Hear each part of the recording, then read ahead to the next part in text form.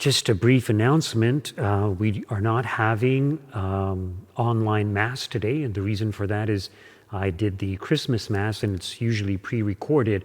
It requires quite a lot of time, a lot of work and effort.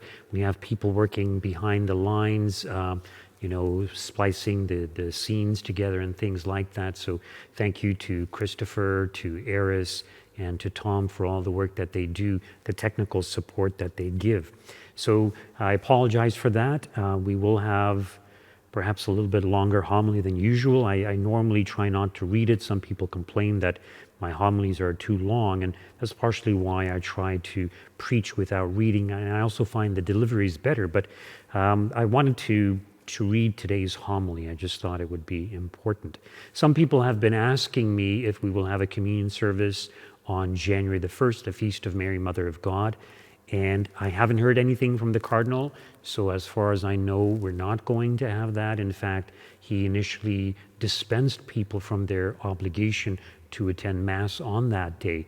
So I assume the lockdowns will continue, and I don't know yet. So please stay tuned and check our parish website on a regular basis. If there is any new information, we will certainly let you know.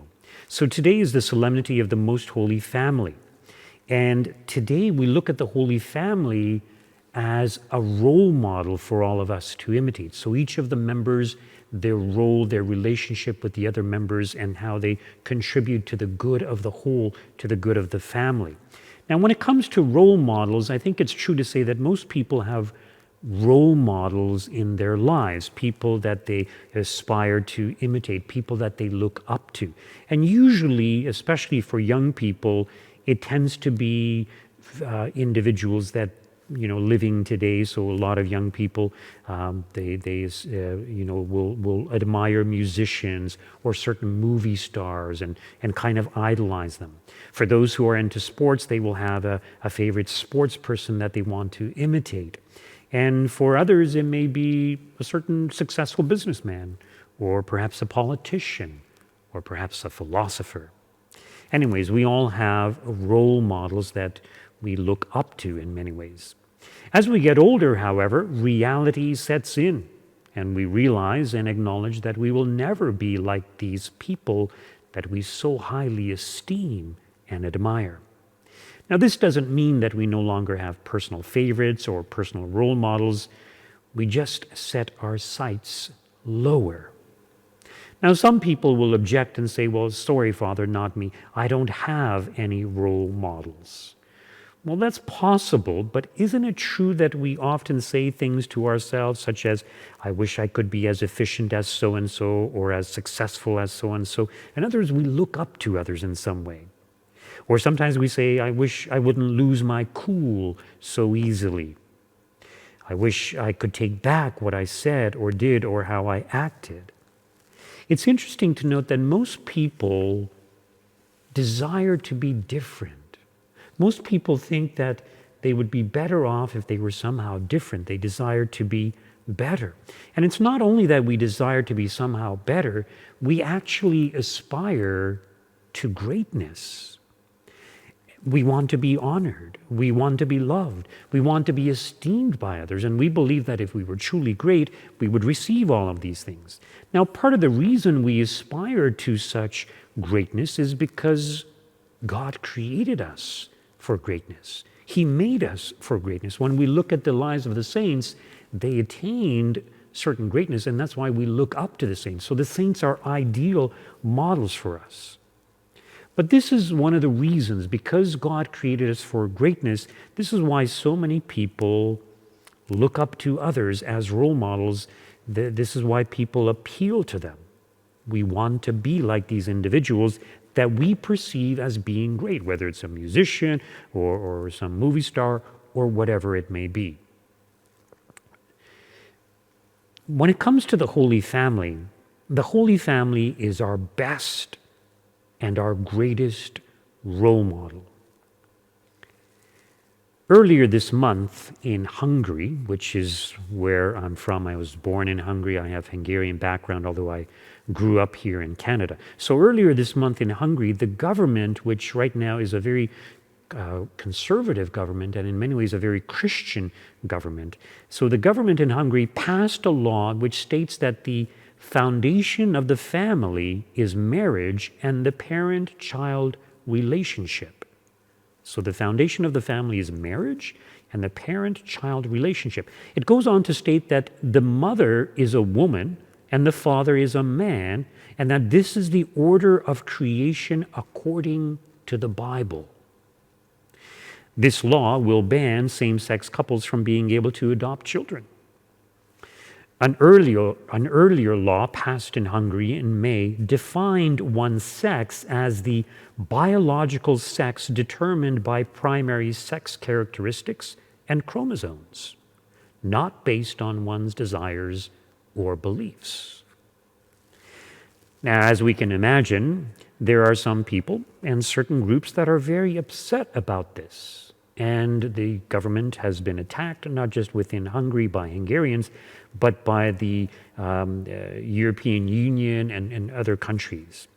Now, I imagine, or I mentioned that the law that they defined used Christian language. They stated that this is the order of creation according to the Bible. And I wanted to add to this that this is also the order of things, not just according to the Bible or according to what people believe or what God or people claim God revealed, but this is also the order of things according to nature. So you don't need to be a believer in God or a believer in the Bible.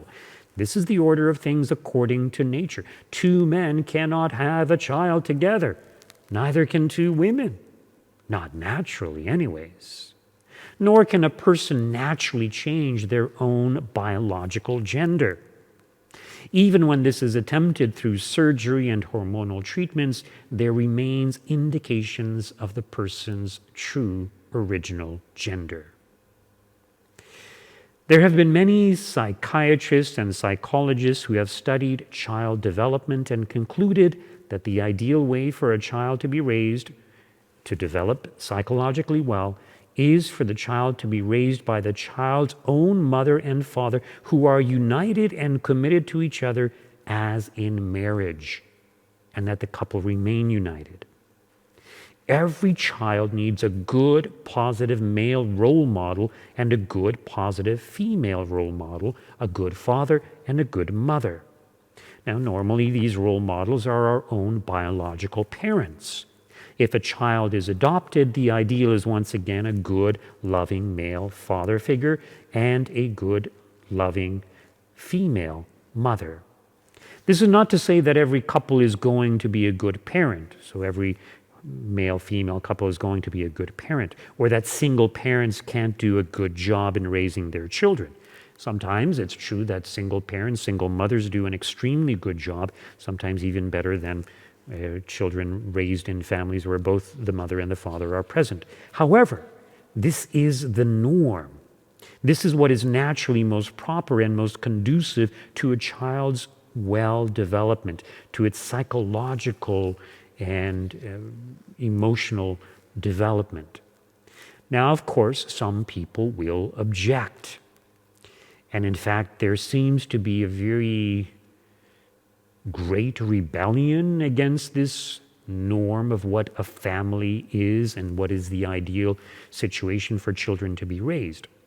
This is why I clearly stated that this is not just a biblical view of believers, it is also what psychologists and psychiatrists are stating. Most psychologists and psychiatrists are atheists. They don't believe in God.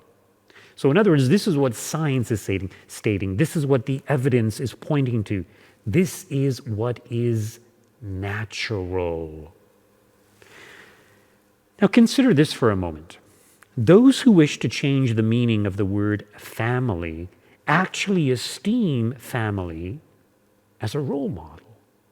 In other words, our understanding of family is a father and a mother, a male and a female, and the two of them having a child together. This is our understanding of a family. So this idea of a family is esteemed by those who aspire to form or create their own version of the family. What they really want are the elements of a real and natural family. And if they can't have all the elements of a family, well, it doesn't matter. They're satisfied with some of the elements. And so we change the definition of marriage so that they can say or claim that they are now married. And of course, they want to have children. They can't have children on their own, so they have children by adopting children or through a surrogate mother or whatever. But a child is not something that we have a right to. A child is not a commodity that can be bought or sold. Nor is a child something that can be aborted if it is unwanted or happens to be inconvenient for the one who is pregnant or for the couple who conceived a child. So a child is a human being, and a child needs proper nourishment, physical nourishment, psychological nourishment, emotional nourishment, and spiritual nourishment. A child needs to be protected and safeguarded from all harm. Sister Lucia, one of the visionaries of Our Lady of Fatima, prior to her death in 2005, she indicated that the final battle between Christ and Satan would be over marriage and the family. So the final battle between Satan and Christ would be over marriage and the family. Why is the family so important? The reason is obvious. The answer is obvious. Children are formed in families. Families are the building blocks of society. Good families produce good citizens. Dysfunctional or faulty families usually produce dysfunctional citizens. This is an undisputable fact. Now, sure, there may be exceptions to this, but everyone would agree that this is the case. So why would Satan want dysfunctional families? From his perspective, the more dysfunctional citizens there are, the better. So if you can corrupt the family unit, you can end up corrupting society. And the more corrupt society is, the easier it also becomes to attack or influence the family and the family members. So it works both ways. Have faulty families to produce faulty citizens, corrupt society, and once you have a corrupt society, it's easier through the media, through your peers, to corrupt the individual members of a family, especially when they are young.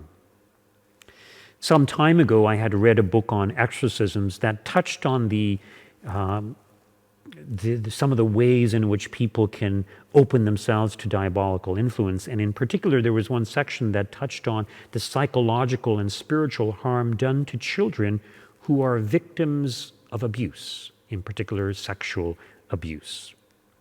The damage or harm that is done will usually affect that individual for life. The author points out that the psychological wound the person carries around becomes an opening to greater demonic influence, or the possibility of greater demonic influence. The author went even further and referred to this as having a lingering or accompanying demon with that person throughout that person's life. So these demons stay with the person looking for those openings, the psychological wounds, especially when those wounds are aggravated and the person is in a state of emotional despair or crisis or trauma or post-traumatic stress disorder or any of these things. These can be openings. Now, I'm sure that we will all agree that abusing a child physically will cause serious, long-lasting harm. So the physical harm may not be totally long-lasting, but there's certainly psychological, emotional, and spiritual harm that is done. Now, the extreme opposite of this would be a child raised by perfect parents. So on one case, we could imagine a child who's severely abused, and on the other end of the spectrum, we could have a child who is raised by perfect parents. Now, there aren't any real perfect parents, except when we consider the Holy Family. So Joseph and Mary. So the Holy Family is our model for this perfect parents or this perfect family. Now, as I mentioned, none of us has perfect parents, and none of us are perfect as children. None of us were perfect growing up in our families. We weren't totally obedient or submissive to our parents. We weren't as respectful as we should have been. So in other words, our families are faulty to begin with. So all of us fall somewhere in between these two extremes of horrible abuse on one end and a perfect upbringing on the other end, having perfect parents. Now, if you and I, if we care about children and their well-being and want them to be the best human beings that they can be, to be the most successful and the happiest, and also to be the best possible citizens, we would want them to be raised as close to the ideal as possible. For this, we need a role model. And we need to, look at parents or potential parents that most closely fit that role model. So whether we're talking about the family or whether we're talking about ourselves as individuals, who is your role model? Now, if you are a parent, if you are a father, I would suggest make St. Joseph your role model, especially this year. It's the year of St. Joseph. If you are a mother, make the Blessed Virgin Mary your role model. And if you are a child in a family, or if you're an adult, a single adult, such as myself, make Christ your role model. But no matter what, we all need to look to perfect parents. In other words, we all desire perfect parents. We all desire perfect, loving parents. We all desire parents that will treat us the best possible way. And this is why it's so important for us to look to Joseph and Mary, even though we have our own biological parents. So in other words, they become our adoptive parents. So who is your role model? Think about that. I'm reading a book called, I think it's called The Devil and Karl Marx. Anyways, it's very interesting, and it's basically about communism, the founder of communism, and the influence of communism. And a lot of people think, well, communism doesn't exist anymore. Well, it certainly does. It's certainly present in China, in North Korea, in other places as well. And if you look at the effects of communism, it's horrible.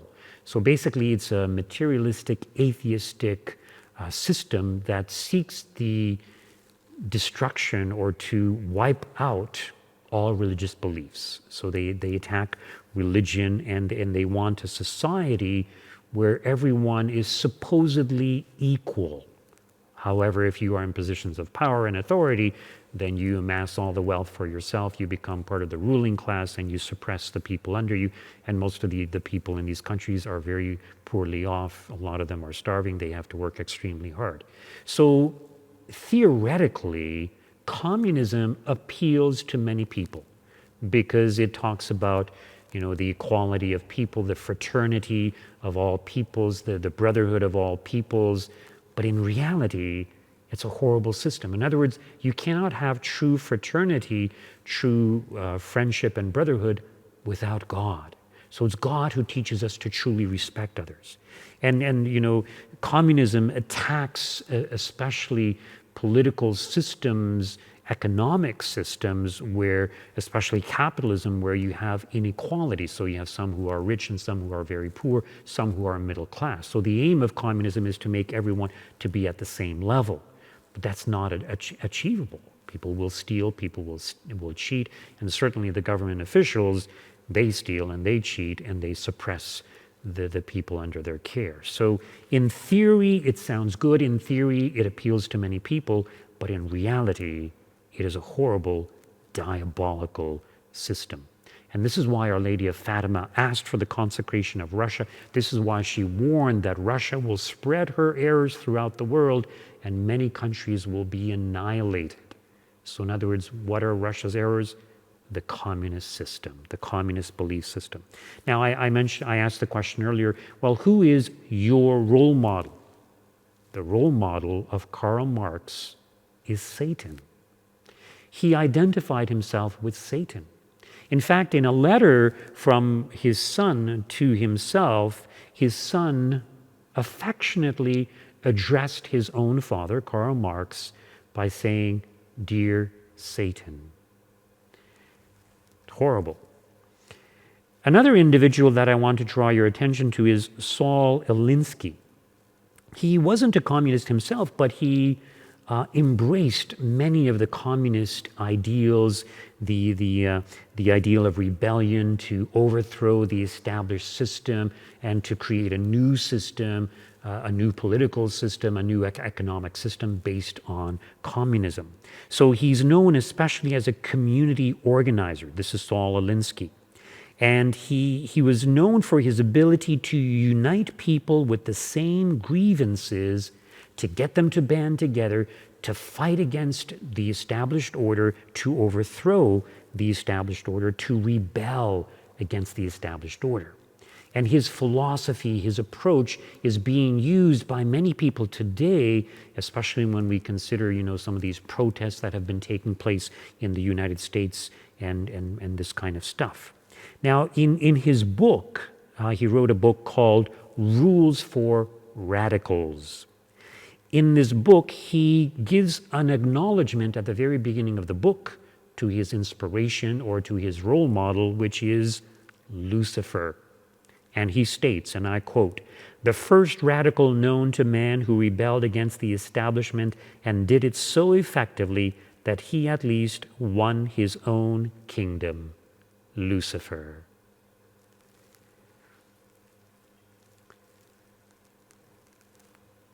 This attitude of rebellion, espoused by Saul Alinsky, espoused by Karl Marx, and certainly espoused by Satan. In other words, he wants us to rebel. Rebel against your parents. Rebel against the church. Rebel against all authority. Be your own boss. Do your own thing. Be your own God. Well, of course, this is going to appeal to many people. They don't want to be told, "Oh, what you're doing is wrong, what you're doing is sinful." They want to justify their actions. They want to do what they want to do. They don't look at the statistics. They don't look at the facts. They don't consider the long-term consequences of their actions. They want to be their own God. It's really a rebellion against God, the greatest rebellion against God that is taking place right now. In other words, a rebellion against the family, even a rebellion against one's own gender, one's own nature. Now, most of these children who are confused about their gender or have gender dysphoria or whatever you want to call it, often it's not their choice. It's through the influence of their parents. It's a mother who wanted her son to be really a daughter and things like that. And so terrible things happening. So, who is our role model? Sorry, I lost my place here. So we need to look to the Holy Family. We need to look to the saints, but especially the Holy Family, St. Joseph, Our Lady, and the Christ Child. All three persons of the Holy Family were obedient to God. In the case of Christ, he was obedient even to the point of death. So we need to imitate their obedience to God. Well, why should we obey God? To obey means that God will bless us, we will be happy, we will be content, we will be fulfilled. It's not by sin, it's not by rebellion that we become happy. It's by love. Love is a unit of force. Love is very fulfilling. Love is wonderful. I often talk about young couples who are madly in love. They're ecstatic. They feel like they're in heaven. In the Holy Family, all the members had love for one another and were at the service of one another. Speculation is that St. Joseph died sometime before our Lord began his public ministry. So our Lord took over the role of providing for his Blessed Mother. The three members of the Holy Family, they also had tremendous love, not just for each other, but for all of mankind. In other words, they knew that their role as parents, and of course for Christ, it wasn't just that they were part of a family. They were part of society, and in fact, they were part of mankind, and what they did would affect all of mankind, would affect all of society. And so it is today. Every family in some way has an effect on society. They understood this. In other words, those three members of the Holy Family made our salvation possible. They made eternal happiness possible for us by how they lived their lives. Let us look to the Holy Family as our role model. Let us seek to imitate them to the best of our abilities.